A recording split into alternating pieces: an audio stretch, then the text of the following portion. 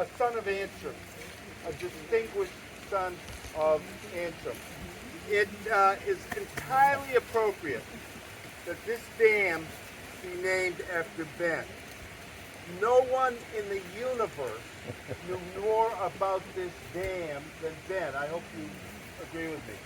No one spent as much time up here adjusting the boards so that the flow of the lake into the Great Brook was appropriate.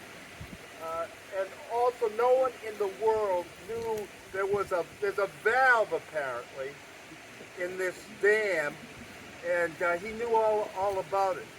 I also will point out that he survived several drowning attempts by one of his relatives while he was out assessing the water quality in the lake. Ben's many accomplishments go well beyond this lake, however, and we're gonna hear about that. On Thursday, by a mysterious process, I was designated the MC for this event. Apparently, Pat Sajak is retiring, and therefore he was unavailable. With your permission, I'd like to adopt the following procedure for this. First of all, I would like to bore you with a 4-minute, I timed it, a 4-minute reading of the essay I did about Ben that ended up in the limerick. Then I'd like to turn to many of you who have memories of Ben that you'd like to share with all of us. I'm going to go first to Diane. At the end of these comments, Terry Benda is going to go up to the top of the dam and deposit some of Ben's remains. So it is a very important event for all of us. I should also tell you that Diane Chauncey will be welcoming us to a lunch and reunion of friends at her place after this session. That's at 3 Old Concord Road. You know how you go on 202 or Concord Street over to Hillsborough? Well, Old Concord Road is to the right, what, a couple miles, 3 miles out of Antrim. So, here you go, 4 minutes, cut me off. Nothing is more likely to lose an audience than somebody reading a document. So, anyway, start your timers. This was some remarks I delivered at Town Hall 2 years ago when we celebrated Ben's death. And I'm reading this because there are certain things I want to say about Ben that I would forget to say if I was extemporizing that I wanted to include in this. So I'll start out. When Ben Pratt died on May 27th, this is of course 2 years ago, Antrim lost a central figure in our town's rich history. Family and friends gathered at Town Hall to celebrate Ben's life and his contributions to our community. Ben, modest man that he was, and he certainly was modest in idle conversation, you would not gather all he had accomplished. Would have been embarrassed by such a get-together, and of course he'd be very embarrassed by this session. However, those of us attending could not allow such an exemplary life to end without saluting it. Ben appeared to be the epitome, how do you say that? Epitome of the humble, laconic Granite Stater, totally averse to ever singing his own praises. It would have been impossible for Central Casting to find an individual more illustrative of this state's renowned virtues. Ben came along at the tail end of that generation of Antrim giants, so instrumental in building this blessed town. And here I think especially, well, all of the Butterfields who are related to Charlie, who was here. I think of Al Thornton.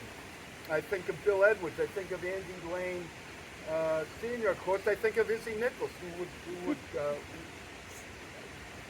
she's appropriately included on this list.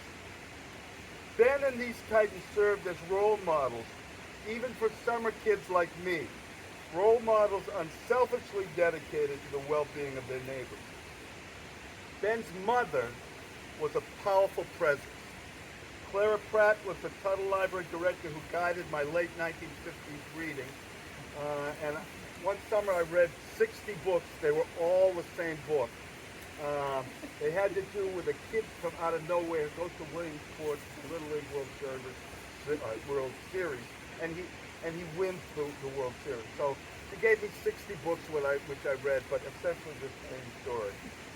Ben's father Henry was a partner in the formidable Antrim firm Coy and Pratt, which constructed the stone wall at Maplewood Cemetery and also Lubenusted Park. Underneath Ben's friendly, unassuming public face, however, there thrived an individual of extraordinary scientific and intellectual accomplishment and of ceaseless devotion to the Antrim community. I think many of you are aware, and this is not in my text, of the collection of devices for handicapped people, wheelchairs, crutches, that he established. No real public notice about this. That was Ben. He just did that. Underneath Ben's friendly, unassuming public face, however, there thrived an individual. Did I say that already? Okay. In Ben's obituary, you know, you have 3 or 4 beers before a public session. It doesn't work well. In Ben's obituary, I learned for the first time that Ben, and here if anybody understands what I say in the next 2 paragraphs, there'll be a prize. So he oversaw design, manufacturing, and analytical initiatives, the aerospace, aircraft, and helicopter industry. Second paragraph, which no one will understand. The obituary continues as a special projects engineer at NHBB, ball bearing over in Peterborough. Pratt was instrumental in a number of unique assignments, including the design and stress analyses on bearings application for the NASA lander as part of NASA's Mars exploration program. So he did something that went to on equipment that went to Mars. Ben was so modest that I had not learned of these groundbreaking attainments until his death. He went from protecting Antrim from Nazi bombers. You are aware that in a 10, 11, 12-year-old, there were several observation positions in Antrim because the Nazis were very likely to target Antrim in their bombing. So Ben went from a preteen plane spotter to inventing scientific equipment, subsequently rocketed to the Red Planet. Okay, I can. Listing the town government posts Ben filled, the boards he served on, and the community projects he led would require a great deal of time. Let me cite just 2 examples of Ben's community service. The Antrim Historical Society's major fundraiser has been the annual Home and Harvest Apple Crisp sale. And when I was president of the society, it made me very nervous. Every year, I automatically assumed that Ben would handle all of the financial arrangements. And every September, he agreed to sit for 7 or 8 hours handling the cash while talking up our customers. Because I knew that I could always rely on Ben, I often forgot that he really wasn't an officer of the Historical Society, and that he was just the Antrim Historical Society's most cherished benefactor. More than 20 years ago, Ben joined forces with community members to establish the Grapevine Family and Community Center. He not only helped to get the Grapevine started, but also remained on the board, helping my wife, who was the president of that organization for a long time, and the maintenance committee throughout his life. And yes, that was Ben, then well in his 80s, whom you spotted taking the Grapevine's trash to the transfer station every Friday morning. This is my big ending. In Shakespeare's play, see, this is a classy article. In Shakespeare's play, Hamlet asserts that his father was the sort of person you only see once in a lifetime. Here's what Hamlet declares. He was a man Take him for all in all. I shall not look upon his like again. These words clearly depict our dear friend Ben Pratt. We won't look upon his like again. So that was my article to Ben. Oh, thank you. And now Diane Chauncey. Oh, She brought her own umbrella. Yeah, I know. My job is done. So honey. talking about the ball bearings that Ben made, he used to carry around in his wallet a little teeny ball bearing. This was a raceway, and it had 8 balls in it. And it was the smallest thing I had ever seen. And it was part of the ballistic missile that launched, because you can't launch a missile armed. So you wait until it's going to get something, and then you arm it. And so we had this little teeny ball bearing that we had designed. Yeah, and I don't have it anymore. I wish I did. But that was one of the interesting things about him. He's a very interesting person, great to live with. As most of you know, we had a great relationship. When I first was with him, he said to me one day, we're going to go up and take out the flashboard. And I'm thinking, I don't know what flashboard is. So what we were doing is, it was fall, and so there's 2 flashboards there. I don't know if you can see them. You take one out, and then you just put it on the path there, and then you wait until the water's down, and then you take the other one out. So that was what I learned. And he did that for, I think he did it for 30 years. So that's kind of why this is. And then he was also very instrumental in the care of the dam. I don't know if you know this, but this part right here blew out in, I think it was 2005. The whole culvert went out, and the rest of the people that lived up here really no place to go. So that got repaired, and then there's the bridge structure there. And then the building over here in the back with the green metal roof, that's kind of recent. But Ben was instrumental in getting that put together. Because underneath there is, I don't know, it's something that you turn and it can make the water go less or go more. So anyway, that's why, kind of why this is dedicated to Ben. So thank you all for coming. I really appreciate it.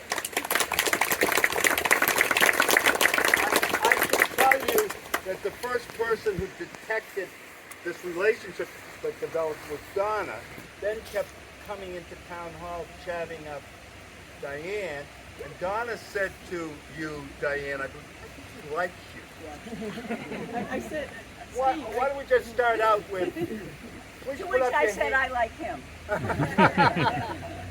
Please put up your hand if you'd like to say anything. Do not be shy, Don.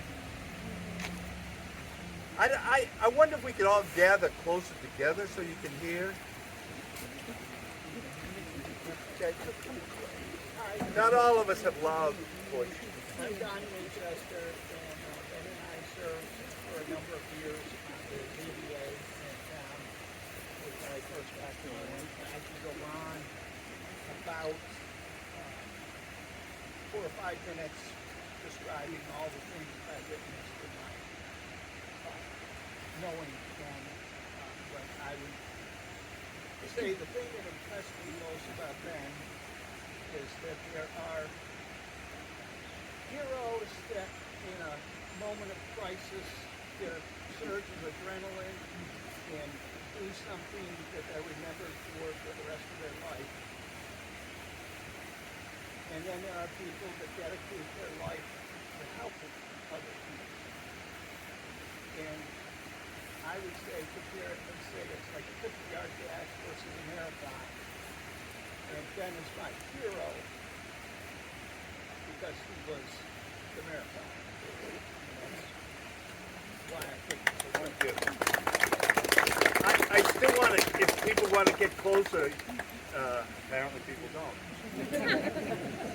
Intimacy in this age apparently is a challenge, so we don't. Other people. Sir, why don't you come on up? And everybody should speak loudly. I worked with Benny. We call him Benny. You are, sir. I worked with cancer and lupus. He engaged designed three special things. And it's the base has diameter, quite small bearings. Not very much and instruments. So all kinds of instruments in the government and anything from a seeker head to a missile or as Diane mentioned for a bomb arming device. They all use these small bearings. We didn't have the digital technology that we had today. So it worked with again. Right? He was very good at that, but I came up here, no one to mention math. Benny's a math. The story was about a year after I got there, he was way before me.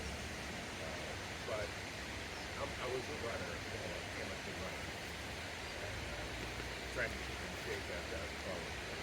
And so we started a running club, and we ran every day, pretty much every day at work, at noon, much to the chagrin of man's ball bearing higher. and three of us put in showers in the cellar and went into ball bearing and field so we could do our running. We did so well at that. There was about six of us that represented the Hampshire ball bearing in corporate races. We would drive NHBB on our tuning and off we went. So we had a great time, and I think it was healthy for the whole bunch of us. And the last ending of that story was, we had a goal.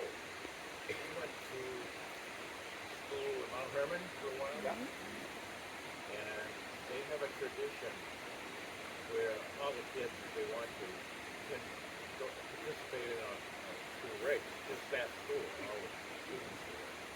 And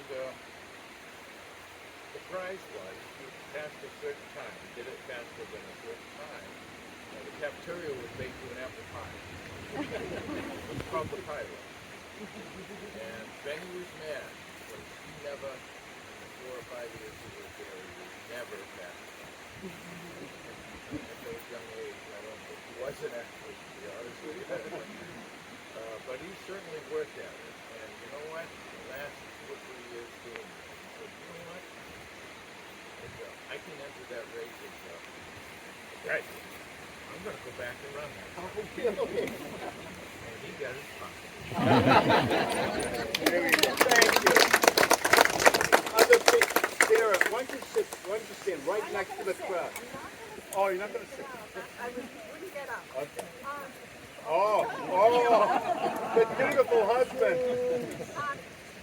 I'm Sarah White Edwards, and my family goes way back with being friendly with the Pratts, and growing up I remember going with my mother to go visit at the house, and we go way back. But one really kind thing that Ben did for my brother Charlie was my brother is in school to be an engineer, and he then offered and gave him rides for 2 or 3 summers over to ball bearing. He interned over at ball bearing for 2 or 3 summers in the engineering department, and he ended up going on, and I think then he's also a runner, so I think they had that connection as well.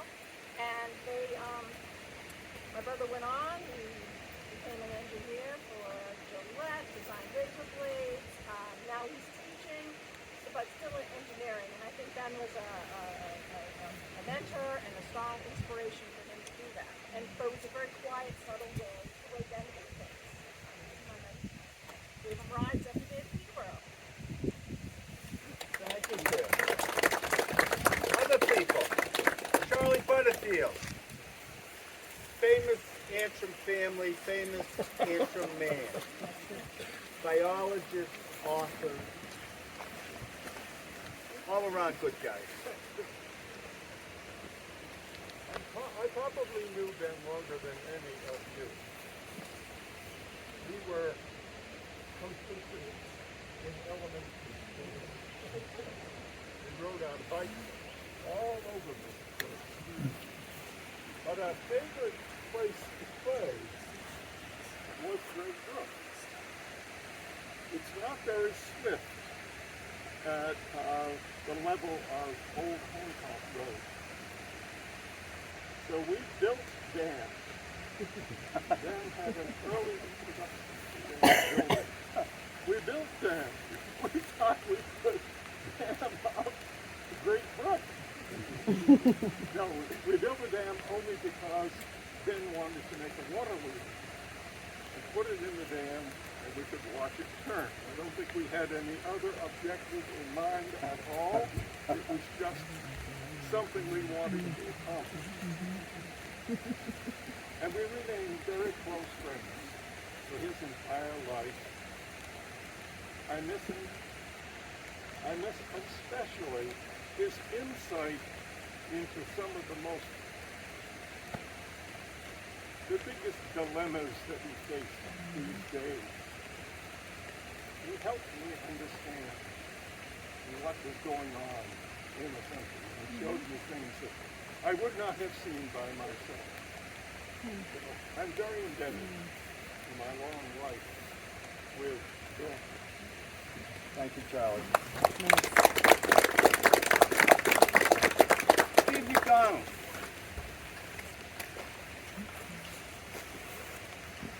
A number of years ago,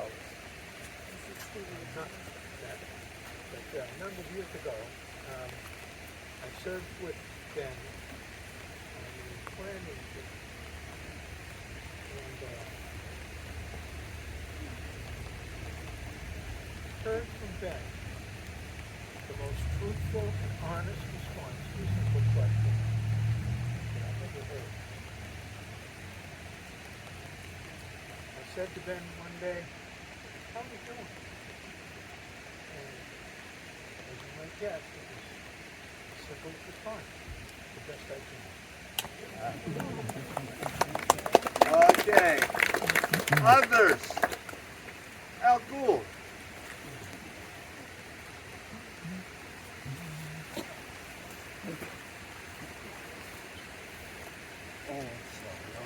First of all, Ben Pratt was a friend of mine, a very good friend. If he was your friend, you would never have a better one. After Ben's wife passed, we spent many hours down at our house. And just a few feet up there, I used to keep my airplane on game. Back in the 80s, Ben and I flew hour after hour, day after day. Ben was a good man. He loved this community. He loved the lake. He loved people. And most of all, he was a friend of the family. A lot of times, public officials, selectmen, and so on, assume authority they don't have. They try to enforce rules that don't exist. On a couple of occasions, Ben went down to an office with me, straightened out some of the people. I thought they were the Lord High Emperor. He liked righteousness, what was right and what was not right. He would stand up for it. Oh, we've lost a good man, a great citizen. Ben told me stories about the old days that it takes days to ever say again, but the one comes to mind was he belonged to the Engineering Historical Society or some such thing. But they had a couple meetings a year. So they had one over in Concord a few years ago, and Ben went over. And this was during the time they were having the big dig in Boston. So Ben said he was at the meeting, he was sitting next to a guy who he didn't know. And somehow they got in the conversation, and the fellow was telling him that he was an engineer on the big dig in Boston, that they'd come to some point of standstill. There was some old building, nobody knew any of the wiring or any history of it, and they didn't know what to do with it. They could not find any blueprints, any plans whatsoever. So Ben thought a minute and said to the guy, "Well, what if you had the original plans when it was originally done?" I said, "What are you talking about?" Ben said, "I have them. My father was an engineer on that job when they done the the first one. So I had the original blueprint. So the guy sat there with his mouth open, he didn't know what to say, but some say today for the big kid. Thank you all. Thank you, Elvis. Before I call on Margie, I want to remind you that in 2014, Ben was named New Hampshire Engineer of the Year.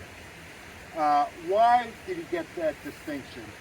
For more than 30 years, he ran a program for young people in math education.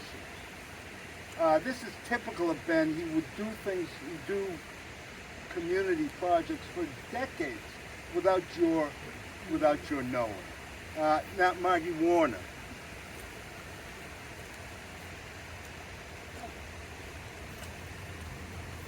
I'm not sure whether to call Ben my uncle or my cousin.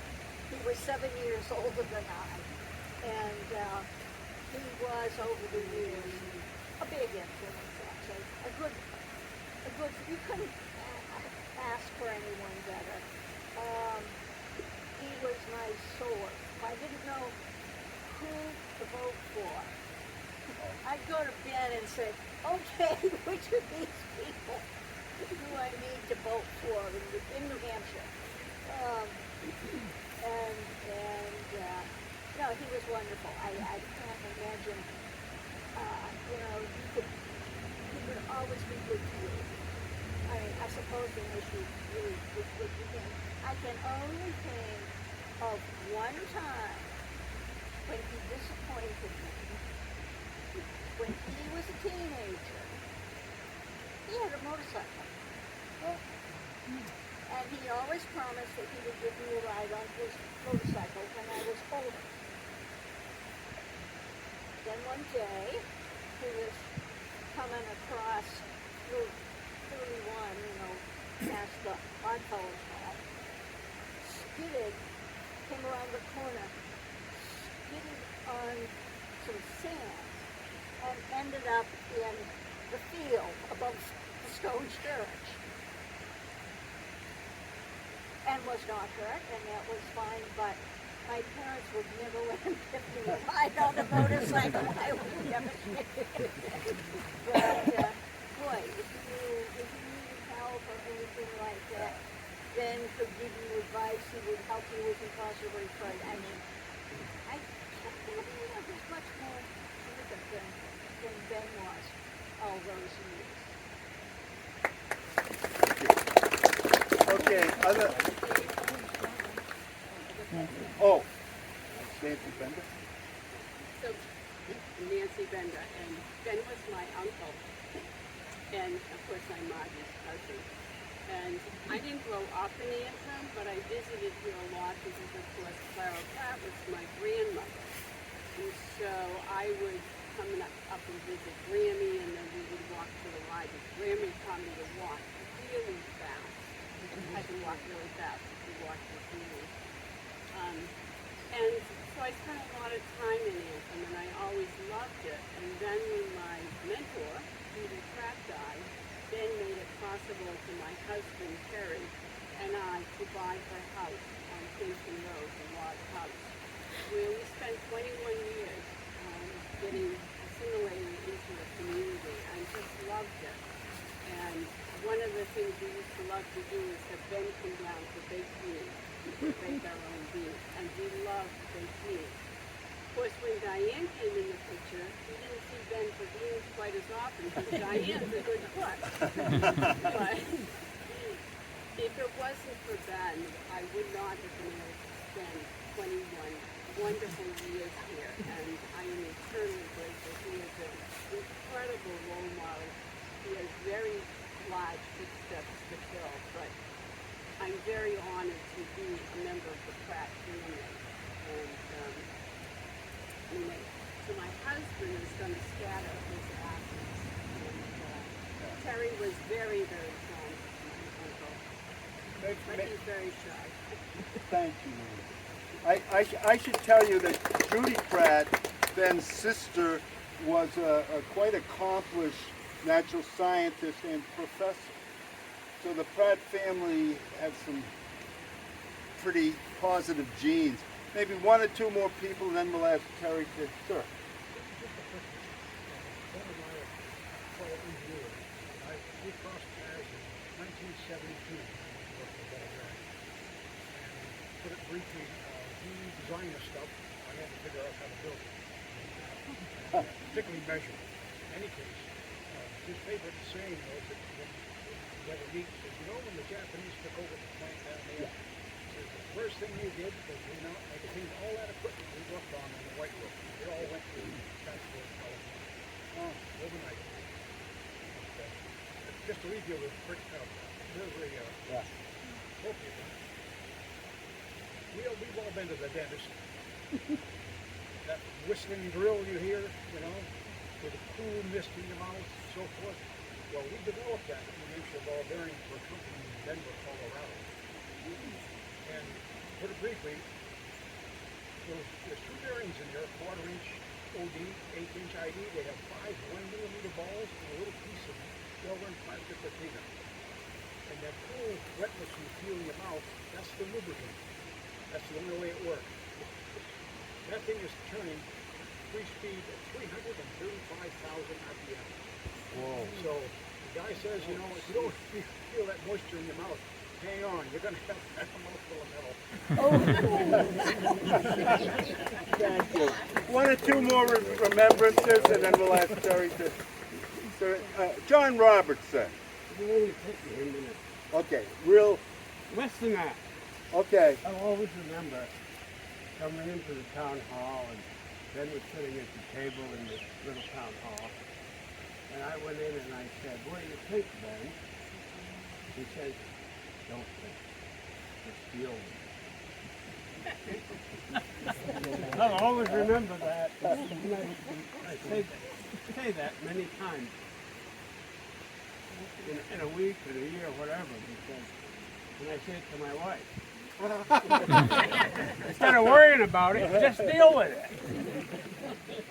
Okay, anybody, another person?